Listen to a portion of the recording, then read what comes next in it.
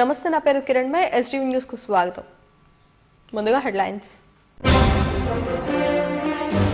నిత్యావసర సరుకులు పంపిణీకి ట్రక్కులు రెడీ. గురువారం లాంఛనంగా ప్రారంభించనున్న ముఖ్యమంత్రి జగన్మోహన్ రెడ్డి.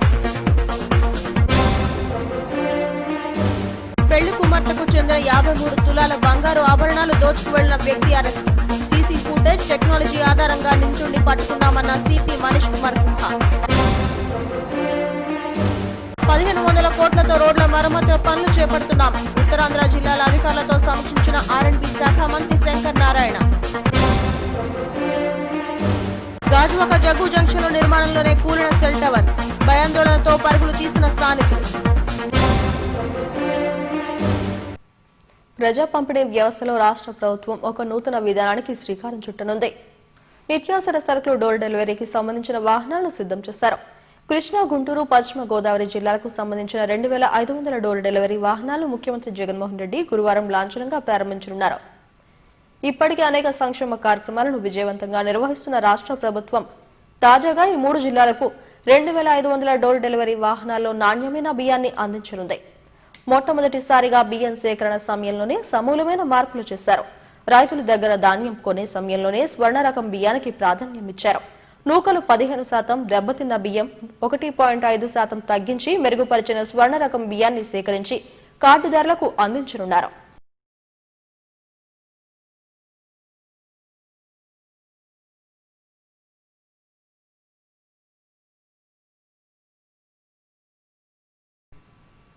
బీచ్ రోడ్ లో ఒక రిసార్ట్ లో పెళ్లి కూతురికి చెందిన 53 తులాల బంగారు ఆభరణాలు దొంగిలించిన అంతర్రాష్ట్ర దొంగను పోలీసులు ఎట్టకేలకు అరెస్టు చేశారు. ఈ కేసుకు సంబంధించిన వివరాలను సిపి మనీష్ కుమార్ సిన్హా మీడియాకు వెల్లడించారు. విజయవాడలోని ఓ అనాథాశ్రమానికి చెందిన పాకతోట గంగాధర్ అనే వ్యక్తి దొంగతనాలకు అలవాటు పడ్డాడు. ఇందులో భాగంగానే కొన్నాళ్ల క్రితం విశాఖకు మకం మార్చాడు. సిరిపురంలోని ఓ హోటల్లో వెయిటర్గా పనిచేస్తూ దొంగతనాలు చేస్తున్నాడు. ఇతనిపై విశాఖలో 10 కేసులు నమోదై ఉన్నాయి. ఒక కేసులో జైలుకెళ్లిన గంగాధర్ డిసెంబర్ 8వ తేదీన విడుదలయ్యాడు. అప్పటి నుంచి మళ్లీ దొంగతనాలు చేయాలని ప్లాన్ చేశాడు. ఇందులో భాగంగానే డిసెంబర్ 24వ తేదీన రుషికొండ బీచ్ రోడ్లోని సాయి ప్రియ రిసార్ట్ లో వివాహం జరుగుతుందని తెలుసుకొని ఓలా క్యాబ్ లో వచ్చి గోడ దూకి రిసార్ట్ లోకి ప్రవేశించాడు. అక్కడ పెళ్లి కూతురుకు సంబంధించిన 53 తులాల బంగారు ఆభరణాలను దొంగలించాడు. బాధితుల ఫిర్యాదుతో పోలీసులు రంగంలోకి దిగి సీసీ ఫుటేజ్ ఆధారంగా గంగాధర్ అడుగుజాడలన్నీ కనిపెట్టారు. ఇతను చోరీ చేసిన వెంటనే గాజువాక చేరుకుని అక్కడి నుంచి విజయవాడ వెళ్లిపోయాడు. ఈ చోరీని చాకచక్యంగా పోలీసులు ఛేదించారు. పూర్ణ మార్కెట్ లో అనుమానాస్పదంగా సంచరిస్తుండగా నిందితుడిని అరెస్టు చేశామని సిపి మనీష్ కుమార్ సిన్హా తెలిపారు. ప్రెస్ కాన్ఫరెన్స్ బేసికలీ మనకు ఈ కేసు జరిగినాయి కొన్ని రోజుల క్రితం. సో సాయి ప్రియ రిసార్ట్లో పెళ్ళి జరిగినప్పుడు రాత్రి suddenly this gold was found lost. Gold ornaments was found lost. So subsequently చాలా మనం ఆ రోజు ట్రై చేసాము. 2-3 days ట్రై చేస్తే కానీ అప్పుడు మనకు అంత దొరకలేదు. బట్ చాలా పర్సిస్టెంట్గా టీమ్ ఫామ్ చేసుకొని 1 by 1 చిన్న చిన్న క్లూస్ కూడా దానికి చాలా ఫాలో చేసుకుంటూ పోతూ finally with lot of effort our crime team, they were able to detect this case. So in this particular issue lot of effort has gone into it. అంటే ఇది చాలా సింపుల్గా కనపడతా ఉంది. బట్ యాక్చువల్గా నాకు తెలుసు ఎంత ఎఫర్ట్ దాంట్లో పోయింది అని, ఎంత ఎఫర్ట్ మన వాళ్ళు పెట్టారని. మన డీసీపీ గారు, అడిషనల్ డీసీపీ గారు, శ్రవణ్, అవతారం, Ramachandra Rao, all of them. I personally am aware of the effort, the kind of effort which they have put to detect this case. Patience వదులుకున్నాము. ఇది డిటెక్ట్ అవుతుందో కాదో మనం whether we will be able to detect or not, that sometimes we lost patience also. So I recall first day of incident, second day of incident, ఉదయం 5 o'clock 6 o'clock అప్పుడు 6 o'clock Shravan called me from Sai Priya resort only 6 o'clock in the morning, and continuousగా 3-4 days ఆయన అక్కడే ఉండిపోయారు Sai Priya రిసార్ట్లోనే. So verifying each and every person. మళ్ళా అప్పుడు DCP గారు ఈ వాజ్ ఇన్ లీవ్. సబ్సిక్వెంట్లీ వచ్చినాక మళ్ళా once again we started verifying everything. On some situations this case cannot be detected అని కూడా వచ్చింది. బట్ పర్సిస్టెన్స్తో చాలా పట్టుదలతో చేస్తూ మొత్తం స్టేట్ తిరిగి దీంట్లో 2-3 teams, one team went to Kadapa, one team went to Tirupati, one team went to Tirupati, one team went to Nalgonda, like that 2-3 teams బయటికి వెళ్ళింది. చివర్లో మొత్తం స్టేట్ తిరుగుతూ they were able to catch. So this person he scaled the wall, entered Cypriya Resort, and after entering Cypriya Resort he has committed this crime, and then again he waited for some time, then committed this crime, and subsequently again he scaled over the wall, and after scaling over the wall he has again went to some distance by walk, and subsequently actually he called a Ola cab, and after calling that Ola cab he went from that place అక్కడ నుంచి ఒక వేరే గాజువాక వెళ్ళి అక్కడ నుంచి మళ్ళీ పారిపోయారు. So దీంట్లో what happened is that initial లెవెల్లో మనకు ఈయన వెళ్ళిపోతూ ఉంటూ మనకు కొన్ని సీసీటీవీ కెమెరాస్లో those visuals we got. So that was the only clue that was available. So మీరు ఆలోచన చేయండి, విశాఖపట్నంలో టోటల్ జనాభా ఇస్ 22 lakhs. దాంట్లో 1 person video if we see how difficult it is to detect that person who is moving. అందులో విజువల్లో కూడా very little flimsy లాగా మనకు చాలా లిటిల్ క్లారిటీ ఉంటుంది ఆ సీసీటీవీలో కూడా. బట్ ఆ సీసీటీవీ దానికి స్టెప్ బై స్టెప్ అక్కడ నుంచి ఎక్కడ పోయారో ఆ స్టెప్ నుంచి వెరీ నెక్స్ట్ స్టెప్ నుంచి then from there to third CCTV, third to fourth CCTV, fourth to fifth CCTV, like that we kept on tracking, checking, and ultimately with lot of technical support we were able to detect this. Basically dekho kya hai, he was native of Vijayawada. Basically he is an orphan from Vijayawada, so he was in Amma home at Vijayawada in an orphanage. So then what happened, akkada konni chala samvatsaralu unni tarvata he shifted to Visakhapatnam, and in Visakhapatnam in Siripuram he was working as a waiter. Previously he was working as a waiter, and subsequently when that hotel was closed, so while he was working as waiter also, and that subsequent to closure he has committed many 6-7 offences, property offences. Subsequently he was arrested and he was in jail. On 8th of December he has come out of jail. After coming out of jail, he has tried many places to commit offence, but in this particular case he was successful. So from 8th December to him being caught yesterday, that is yesterday is 19th. So 1 month 20 days we have verified his movement completely, where all he went, where all he could have committed crime. So 1 or 2 places he's also tried to steal the cell phones, but a cell phones malla akade padesi ellipovam avi ani koncham chesi పూర్తిగా verify చేసాము. 1 or 2 attempts ఇంకా కొన్ని places చేశారు, but successful కాలేదు. ఇది అయితే successful అయింది. దొంగను అత్యంత చాకచక్యంగా టెక్నికల్ సపోర్ట్ తో పట్టుకున్న పోలీసు బృందాలను సిపి అభినందించారు. వారికి రివార్డులు అందజేయనున్నారు. రాష్ట్రంలో రోడ్ల మరమ్మతులకు 1500 కోట్లు ఖర్చు చేశామని అటవీ శాఖ మంత్రి శంకర్ నారాయణ వెల్లడించారు. రాష్ట్రాన్ని 4 విభాగాలుగా చేసుకుని ప్రాంతీయ సమావేశాలు నిర్వహించాలని నిర్ణయించినట్లు తెలిపారు. అందులో మొదటి సమావేశం ఉత్తరాంధ్ర 3 జిల్లాలకు కలిపి విశాఖలో నిర్వహించనున్నట్లు ఆయన వెల్లడించారు. మార్చి నెలాఖరులోగా మరమ్మతులన్నీ పూర్తి చేసి 450 కోట్ల బకాయిలను కూడా చెల్లిస్తామని చెప్పారు. నివర్ తుఫాను కారణంగా నష్టపోయిన ప్రాంతాలకు 200 కోట్లు కేటాయించామని అన్నారు. గతంలో ఏపీఎస్ఆర్టీసీకి చెందిన 3000 కోట్లు గత ప్రభుత్వం పక్కదోవ పట్టించిందని ఆరోపించారు. పెందుర్తి కొత్తవలస రోడ్డుకు 5 కోట్లు, పెందుర్తి నుంచి బోడాల కూడలి వరకు జాతీయ రహదారిగా మార్చడానికి ప్రతిపాదనలు పంపించామని రవాణా శాఖ కార్యదర్శి కృష్ణబాబు వెల్లడించారు. శ్రీలానగర్ నుంచి సబ్బవరం వరకు 12 కిలోమీటర్ల రహదారికి నిధులు మంజూరు చేశామని, స్థల సేకరణ పూర్తి కావాల్సి ఉందని అన్నారు. నేషనల్ హైవే నుంచి గోస్తాని నదిపై ఒక బ్రిడ్జిని కూడా నిర్మిస్తామని తెలిపారు. అనకాపల్లి ఆనందపురం వరకు ఉన్న 50 కిలోమీటర్ల 6 లైన్ల రహదారి పనులు దాదాపు పూర్తయ్యాయని చెప్పారు. భూ సమస్య కారణంగా 3 కిలోమీటర్ల పనులు ఆగాయని తెలిపారు.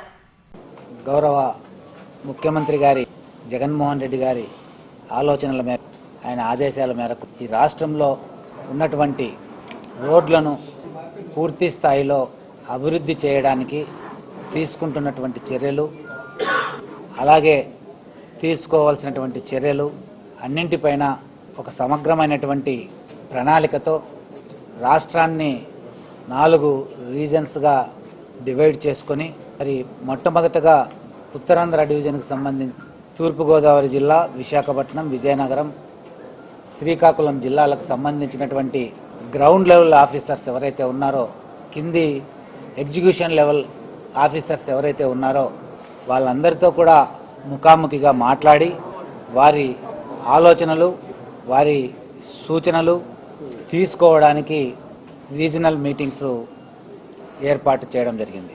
జగన్మోహన్ రెడ్డి గారు అధికారం చేపట్టిన తర్వాత వర్షాలు సమృద్ధిగా కురవడం, వీటన్నిటి వల్ల కొన్ని చోట్ల రోడ్లు దెబ్బతినడం, మరి వీటన్నింటిపైన కూడా గౌరవ ప్రిన్సిపల్ సెక్రటరీ గారు మేమంతా కలిసి మరి ముఖ్యమంత్రి గారితో అనేక మార్లు వీటన్నింటిపైన కూడా రివ్యూ చేయడం, ముఖ్యమంత్రి గారు రివ్యూ చేయడం అందరితో, మరి తర్వాత మరి వీటికి కేటాయించవలసినటువంటి నిధులు ఏవైతే ఉన్నాయో రోడ్ల అభివృద్ధి కోసం, రోడ్ల పునర్నిర్మాణం కోసం తీసుకోవాల్సినటువంటి చర్యలు ఏవైతే ఉన్నాయో ఆయన ఎప్పటికప్పుడు మా అందరికి కూడా సూచనలు, సలహాలు ఇస్తూ మరి ఈ విధంగా చేయండి అని మరి ఈ మా డిపార్ట్మెంట్ను ఎందుకు నడుపుతున్నటువంటి గౌరవ ముఖ్యమంత్రి గారికి కూడా ఈ సందర్భంగా ధన్యవాదాలు కూడా తెలియజేస్తున్నాం. మరి ఈరోజు ఏదైతే ఈ రాష్ట్రంలో ఉన్నటువంటి రోడ్లకు సంబంధించి, మెయింటెనెన్స్కి సంబంధించి దాదాపు 1000 కోట్ల వరకు కూడా అనుమతులు ఇవ్వడం జరిగింది. 1000 కోట్ల వరకు కూడా ఫైనాన్షియల్ క్లియరెన్స్ కూడా ఇవ్వడం జరిగింది. వాటన్నింటిని కూడా ఈ మార్చి 31వ తారీఖు లోపల ఏవైతే అర్జెంట్ రిపేర్సు, మరి బ్యాడ్లీ డ్యామేజ్డ్ స్ట్రెచెస్ ఏవైతే పూర్తిగా దెబ్బతిని ఉన్నాయో వాటన్నింటిని కూడా రిపేర్ చేయడానికి మరి సంబంధించినటువంటి అధికారులందరూ కూడా నివేదికలు తయారు చేయడం, వాటికి అడ్మినిస్ట్రేటివ్ శాంక్షన్స్ ఇవ్వడం, ఇవన్నీ కూడా జరిగాయి. అంటే సిడి వర్క్స్ ఏదైతే డ్యామేజ్ అయినాయో అవి రీకన్స్ట్రక్ట్ చేస్తున్నాము. ఎందుకంటే బాగా కోసుకుపోయినాయి, బ్రీచెస్ అయినాయి, అలాంటి ఫస్ట్ బేసిక్ వర్క్ చేస్తాము. ఆ వైడనింగ్ అది చేసేటప్పుడు ఎన్డీబీలో ఏంటంటే basic widening, single lane road ని డబల్ లేన్ గా వైడన్ చేసి ఫుల్ స్కేల్ లో డెవలప్ చేస్తాము. సో అందుకని ఇదేమి రిపీట్ అవ్వదు. సో నీవార్ డ్యామేజెస్ 200 కోట్లు మొత్తం స్టేట్ మొత్తానికి ఇచ్చింది. సో అది ఓన్లీ ఆ పర్టికులర్ రోడ్ స్ట్రెచ్ లో ఎక్కడైతే బ్యాడ్లీ డ్యామేజ్డ్ ఉన్నాయో అది రిపేర్ చేసి టెంపరీగా ట్రాన్స్పోర్ట్ ఇబ్బంది లేకోకుండా చేయడానికి మనము భవిష్యత్తులో శాస్త్రవేత్తల పరిశోధనలు, సరికొత్త ఆవిష్కరణలకు తమ ప్రభుత్వం పెద్దపీట వేస్తుందని పరిశ్రమల శాఖ మంత్రి మేకపాటి గౌతమ్ రెడ్డి తెలిపారు. పెట్టుబడిదారులు, పారిశ్రామికవేత్తలకు పూర్తి సహకారం అందిస్తున్నామని అన్నారు. విశాఖలోని మెడ్టెక్ జోన్ ను ఆయన సందర్శించారు. అక్కడ ఏర్పాటు చేసిన స్కిల్ విజ్ఞాన్ సెంటర్ ను ప్రారంభించారు. బయోటెక్నాలజీ ఆధారిత స్కిల్ టెస్ట్ సెంటర్లలో భవిష్యత్తులో వైద్య పరిశోధన రంగంలో రాణించాలనుకునే యువతకు మేలు జరుగుతుందని అన్నారు. ఈ కార్యక్రమంలో medtech zone CEO Jitendra Sharma, పరిశ్రమల శాఖ డైరెక్టర్ సుబ్రహ్మణ్యం తదితరులు పాల్గొన్నారు.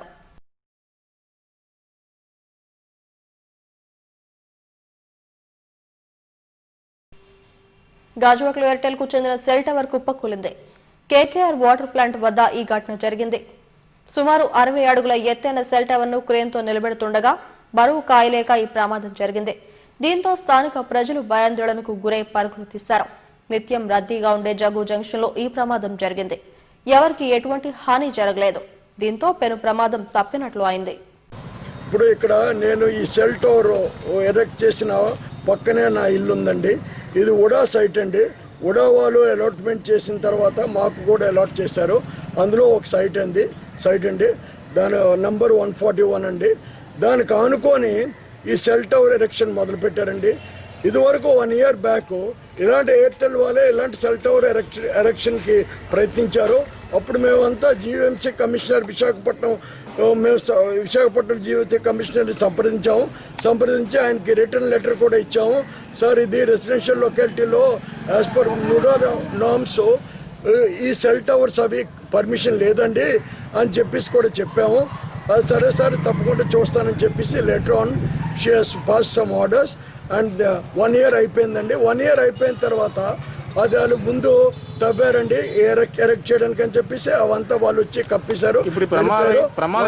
ప్రమాదం ఇవాళ ఉదయం 10:15 గంటకి 10:20 నిమిషాలకి ఈ సెల్ టవర్ వాళ్ళు ఏ ప్రికాషన్స్ కూడా తీసుకోకుండా ఇది సుమారుగా ఒక 100 feet ఉంటుందండి, 120 feet హైట్లోని ఈ సెల్ టవర్ వాళ్ళు ఒక చిలకపేట ఏరియాలో 72 టిడ్కో ఇళ్ల నిర్మాణం త్వరితగతిన పూర్తి చేసి లబ్ధిదారులకు అందజేయాలని దక్షిణ MLA Vasupalli Ganesh Kumar TIDCO chief engineer గోపాలకృష్ణారెడ్డిని ఆదేశించారు. 39వ వార్డు పర్యటనలో భాగంగా ఈ ప్రాంతాన్ని పరిశీలించారు. చిలకపేట స్కీమ్ బిల్డింగ్ పక్కన పూర్తిగా శిథిలావస్థకు చేరుకున్న భవనాలు తొలగించి ప్రజలకు ఎటువంటి అవాంతరాలు లేకుండా చేయాలని అధికారులను ఆదేశించారు. కొంతమంది కాంట్రాక్టర్ల నిర్లక్ష్యం కారణంగా ప్రభుత్వానికి చెడ్డ పేరు వస్తోందని అధికారులు పర్యవేక్షించాలని సూచించారు. ఈ కార్యక్రమంలో వార్డు అధ్యక్షుడు నూరాడ తాతారావు, అభ్యర్థి కొల్లి సింహాచలం తదితరులు పాల్గొన్నారు.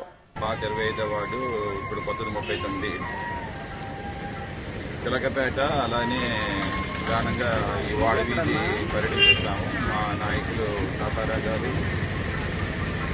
కొలిసి సింహాచలం గారి పార్టీ అభ్యర్థి, అలాగే మా షాజీబాయి గారు అందరూ కూడా వచ్చాము. ప్రధానంగా ఈరోజు సమస్యలకి కొన్ని ఇబ్బందిగా పడడం జరిగింది. ఈ కాంట్రాక్టర్స్ నెగ్లిజెన్స్ చాలా కనిపిస్తూ ఉన్నమాట. విజయ ఎలక్ట్రికల్స్ కాంట్రాక్ట్ ఏమో అండర్ గ్రౌండ్ కేబులింగ్ చేసుకున్నారు, ఎలాంటి వారేమో అండర్ గ్రౌండ్ కేబులింగ్ తీసుకున్నారు. ఇష్టాసారం చదివారు. గత 3 సంవత్సరాల నుంచి ఆ పని అలా నత్తనట్టుగా నడుస్తూ ఉన్నాం. ఈరోజు ఇంత ఎలాంటి అటువంటి పెద్ద